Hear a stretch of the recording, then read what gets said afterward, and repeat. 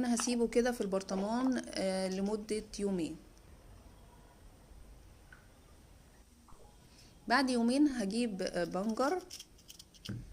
يعني انا عايزة بنجراية صغيرة وقطعة جنزبيل.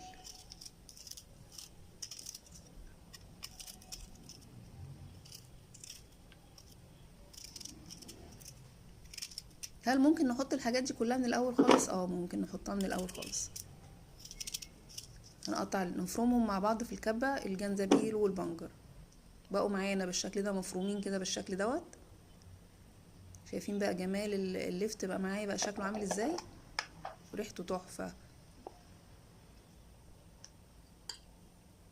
هبدأ احط بقى البنجر اللي انا فرمته مع والجنزبيل.